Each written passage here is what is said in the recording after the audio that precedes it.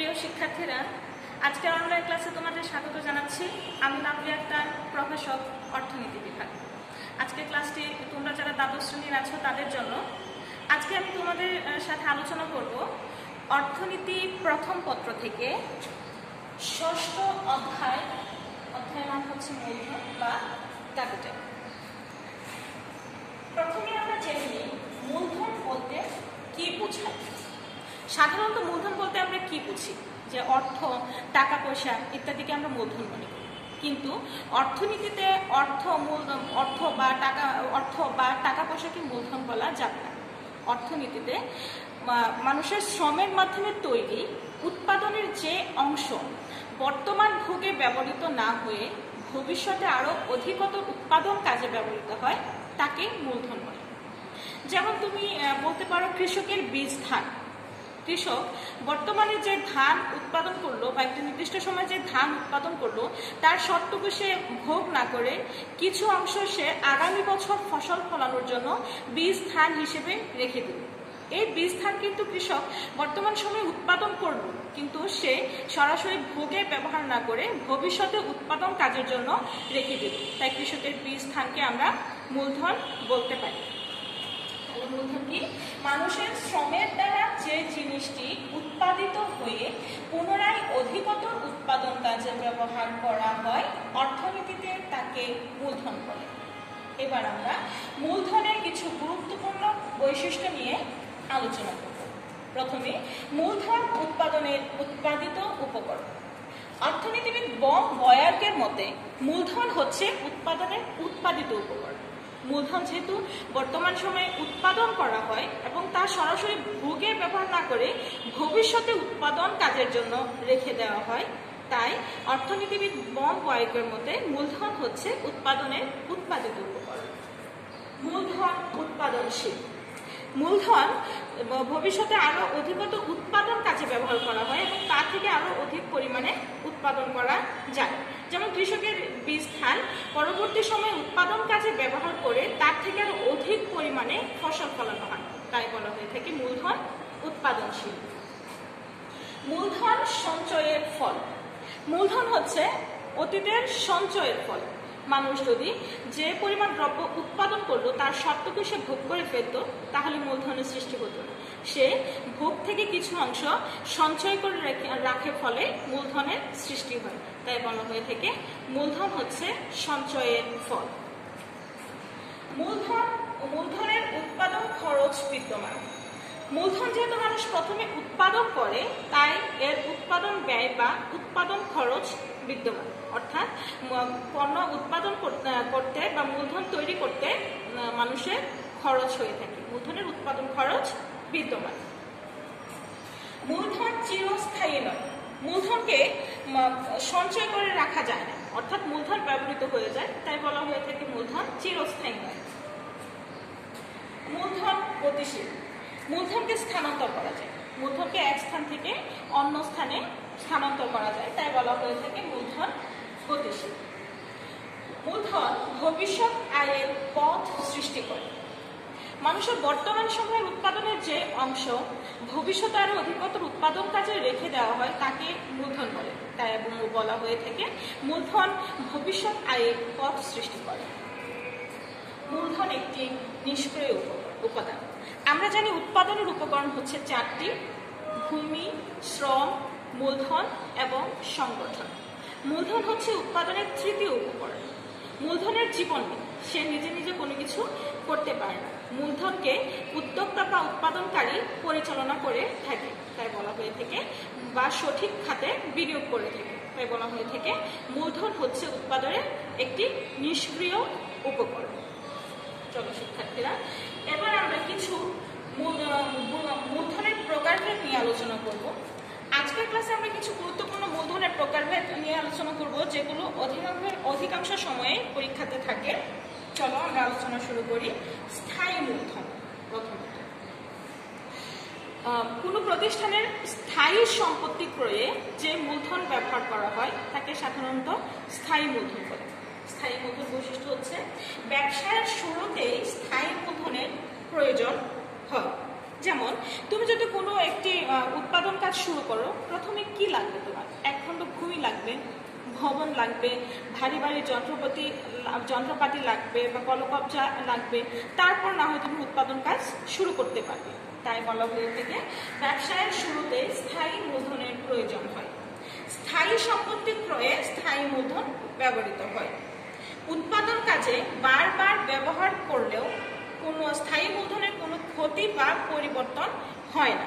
যেমন তুমি একটি ভূমির উপরে যখন ভবন নির্মাণ করবে, সেখানে তুমি যত ইচ্ছা তত বছর তুমি উৎপাদন কাজ পরিচালনা করতে পারবে, তাতে তোমার ভূমির কোনো ক্ষতি হবে না বা পরিবর্তন হবে না। উদাহরণস্বরূপ আমরা বলতে পারি কলকবজা, কলকারখানা, দালান কোঠা, চাষের জমি, আসবাবপত্র এবং অন্যান্য দ্রব্য বা সেবা যা উৎপাদন সংগঠন বা ব্যক্তিবর্গ ব্যবহার করে থাকে। চলতি মূলধন। চলতি মূলধন হচ্ছে ফার্মের স্থায়ী মূলধনকে সচল রাখার জন্য চলতি মূলধনের ব্যবহার করা হয়। আর যে মূলধন উৎপাদন কাজে একবার ব্যবহার করার পরেই তা নিঃশেষ হয়ে যায়, পুনরায় ব্যবহার করা যায় না, তাকে চলতি মূলধন বলা হয়ে থাকে। চলতি মূলধনের বৈশিষ্ট্য ফার্মের দৈনন্দিন কর্মকাণ্ড চালানোর জন্য যে মূলধনের প্রয়োজন হয় তাকে চলতি মূলধন বলে। স্থায়ী মূলধনকে সচল রাখার জন্য চলতি মূলধনের প্রয়োজন পড়ে। যেমন স্থায়ী মূলধনের মাধ্যমে যদি আমরা উৎপাদন কাজ করতে চাই, তাহলে আমাদের চলতি মূলধন ব্যবহার করতে হবে। চলতি মূলধন উৎপাদন কাজে একবারই ব্যবহার করা যায়। যেমন কাঁচামাল, কোনো পণ্য উৎপাদনের জন্য যে কাঁচামাল ব্যবহার করা হয় তাকে একবারই ব্যবহার করা যায়, তারপর চলতি মূলধনের রূপগত পরিবর্তন হয়ে যায়।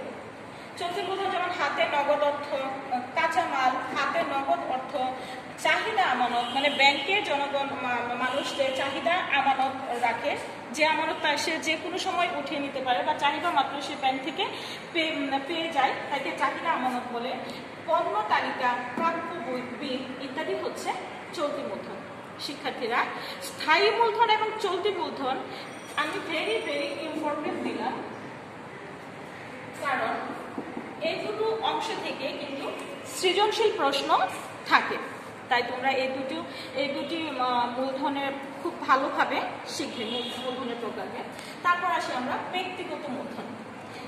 ব্যক্তির নিজস্ব ভূমি, বাড়ি, যন্ত্রপাতি, কলকবজা বা নগদ অর্থ ইত্যাদি হচ্ছে ব্যক্তিগত মূলধন, যা ব্যক্তি মালিকানায় থাকে। সামাজিক মূলধন, সমাজের সকল মানুষের কল্যাণে যে মূলধন ব্যবহার করা হয় বা সমাজের সকল মানুষের কল্যাণে যে মূলধন সামগ্রী ব্যবহার করা হয়, তার জন্য যে মূলধন ব্যয় হয় তাকে বলে সামাজিক মূলধন। যেমন সেতু, সড়ক, পার্ক, হাসপাতাল, উদ্যান ইত্যাদি। জাতীয় মূলধন, একটা দেশের সকল মানুষের মূলধন সামগ্রী সমষ্টি হচ্ছে জাতীয় মূলধন। যেমন দেশপ্রেম, কঠোর পরিশ্রমের মনোভাব, বাংলাদেশ রেলওয়ে, কাপ্তাই জলবিদ্যুৎ উৎপাদন কেন্দ্র, বাংলাদেশ শিপিং কর্পোরেশন, রাষ্ট্র ব্যাংক ও বিমা, পোস্ট অফিস, বিমানবন্দর, চট্টগ্রাম ও মংলা বন্দর ইত্যাদি হচ্ছে জাতীয় মূলধনের উদাহরণ। নিমজ্জমান বা ডুবন্ত মূলধন, যে মূলধন একটিমাত্র নির্দিষ্ট কাজের জন্য ব্যবহার করা হয় এবং তাকে অন্য কোনো পণ্য উৎপাদন কাজে ব্যবহার করা যায় না, তাকেই বলে নিমজ্জমান বা ডুবন্ত মূলধন। যেমন সেলাই মেশিন শুধু কাপড় সেলাইয়ের জন্য ব্যবহার করা হয়, তা অন্য কাজে ব্যবহার করা যায় না। রেলপথ দিয়ে শুধু ট্রেনই চলবে, অন্য কোনো গাড়ি চলবে না। লৌহ গলানো চুল্লি, কৃষকের তৈরি কাঠের লাঙল ইত্যাদি হচ্ছে নিমজ্জমান মূলধনের উদাহরণ। ভাসমান মূলধন, যে মূলধন দেশের যে কোনো জায়গায় ব্যবহার করা যায় তাকে বলে ভাসমান মূলধন। যেমন বিদ্যুৎ, যানবাহন, কয়লা ইত্যাদি। তারল্য বা অর্থ মূলধন, মানুষের হাতে যে নগদ অর্থ থাকে তাকে বলে তারল্য বা অর্থ মূলধন। শিক্ষার্থীরা, আমরা মূলধনের সংজ্ঞা শিখলাম, মূলধনের বৈশিষ্ট্যসমূহ এবং কিছু গুরুত্বপূর্ণ মূলধনের প্রকারভেদ নিয়ে আলোচনা করলাম। এবার আমরা মূলধনের গতিশীলতা সম্পর্কে আলোচনা করব। মূলধনের গতিশীলতা বলতে মূলধনের স্থানান্তরকে বোঝায়। মূলধনকে এক স্থান থেকে অন্য স্থানে স্থানান্তর করলে তাকে মূলধনের গতিশীলতা বলে। মূলধনের গতিশীলতা প্রথমত দুই প্রকার: অভ্যন্তরীণ স্থানান্তর, মূলধনের আন্তর্জাতিক স্থানান্তর। মূলধন যখন একটা দেশের অভ্যন্তরে এক স্থান থেকে অন্য স্থানে স্থানান্তর হয় তখন তাকে বলে মূলধনের অভ্যন্তরীণ স্থানান্তর। আর মূলধন যখন এক দেশ থেকে অন্য দেশে স্থানান্তর হয় তখন তাকে বলে মূলধনের আন্তর্জাতিক স্থানান্তর। মূলধনের অভ্যন্তরীণ স্থানান্তর আবার দুই প্রকার, এক মূলধনের কার্যগত গতিশীলতা, মূলধনের স্তরগত গতিশীলতা। কার্যগত গতিশীলতা হচ্ছে মূলধনকে যখন এক কারবার থেকে অন্য কারবারে বা এক শিল্প থেকে অন্য শিল্পে স্থানান্তর করা হবে তখন তাকে বলা হয় মূলধনের কারবারগত গতিশীলতা। আর স্তরগত গতিশীলতা হচ্ছে চলতি মূলধনকে যখন স্থায়ী মূলধনের রূপদান করা হয় তখন তাকে বলে স্তরগত গতিশীলতা। শিক্ষার্থীরা, এবার আমরা মূলধন গঠন নিয়ে আলোচনা করব। মূলধন গঠন হচ্ছে মূলধন বৃদ্ধির প্রক্রিয়া। যে প্রক্রিয়ার মাধ্যমে অধিক পরিমাণে মূলধন গঠন করা যায়, অর্থাৎ কলকবজা, যন্ত্রপাতি, ভূমি, দালান কোঠা ইত্যাদি মূলধন, বিদ্যুৎ ইত্যাদি বিভিন্ন ধরনের মূলধন বৃদ্ধি করা যায়, সেই প্রক্রিয়াকে বলে মূলধন গঠন। আজকে আমরা মূলধন গঠনের উপায় হচ্ছে তিনটি। এক, সঞ্চয়ের সামর্থ্য, সঞ্চয়ের ইচ্ছা এবং বিনিয়োগের সুযোগ সুবিধা। সঞ্চয়ের সামর্থ্য, যদি কোনো দেশে মানুষের সঞ্চয়ের সামর্থ্য না থাকে তাহলে কোনোভাবে মূলধন গঠন করা সম্ভব হবে না। সঞ্চয়ের ইচ্ছা, শুধু সঞ্চয়ের সামর্থ্য থাকলেই হবে না, মানুষের মধ্যে সঞ্চয়ের ইচ্ছা থাকতে হবে। সে যে পরিমাণ পণ্য উৎপাদন করলো তার সবটুকু সে যদি ভোগ বিলাসিতায় ব্যয় করে তাহলে তার সঞ্চয় গঠন হবে না। তাই মূলধন গঠনের দ্বিতীয় উপায় হচ্ছে মানুষের সঞ্চয়ের ইচ্ছা থাকতে হবে। 3 নম্বর উপায় হচ্ছে বিনিয়োগের সুযোগ সুবিধা থাকতে হবে।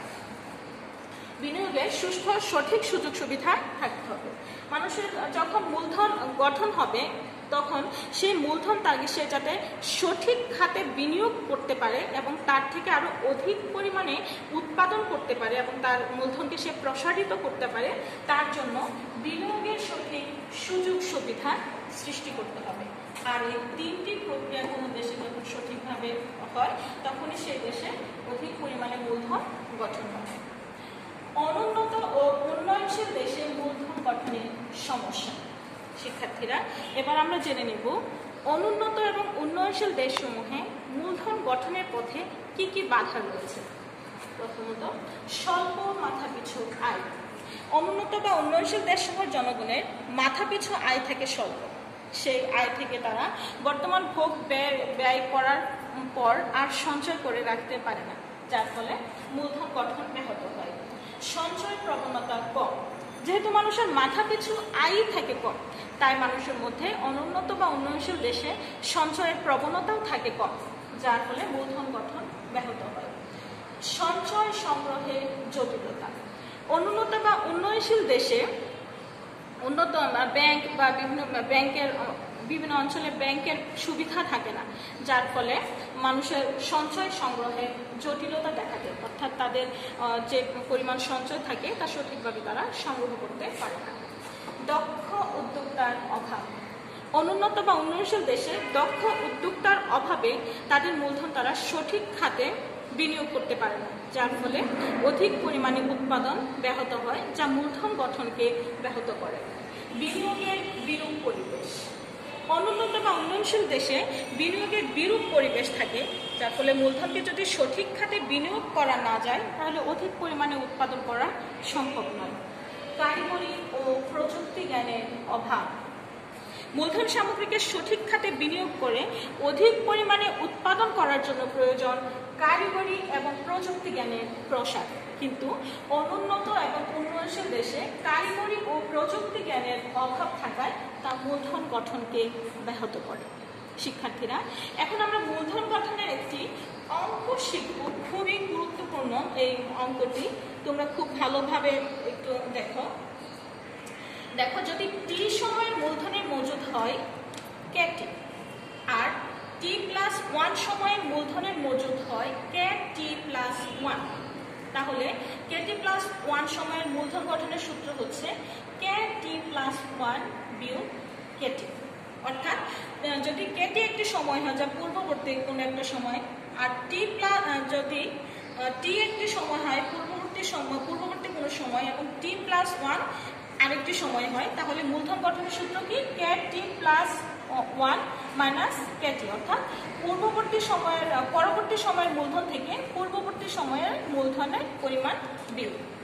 এখন আমি তোমাদেরকে একটি সৃজনশীল দিয়েছি।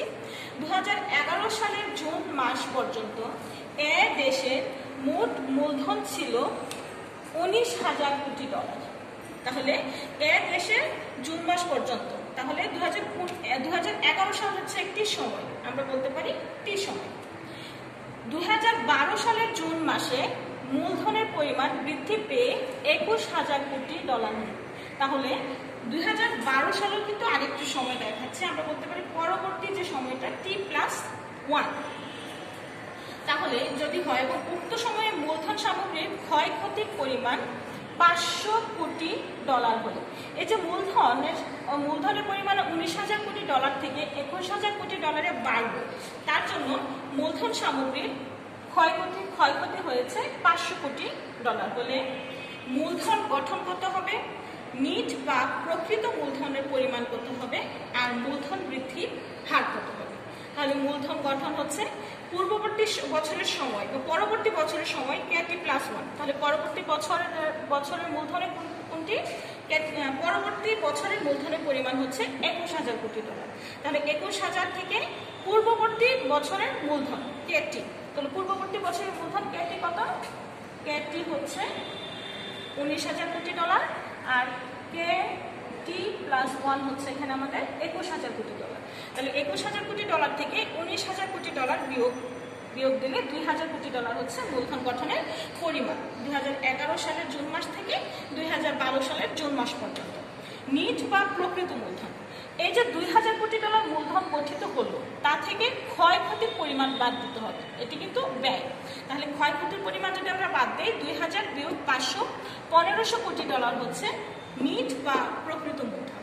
আর মূলধন বৃদ্ধির হার হচ্ছে 1,500, অর্থাৎ নিট মূলধনকে পূর্ববর্তী বছরের মূলধনের পরিমাণ 19,000 কোটি ডলার দিয়ে বিয়োগ দিয়ে 100 দিয়ে গুণ করলে আমরা মূলধন বৃদ্ধির হার পাবো 7.9%।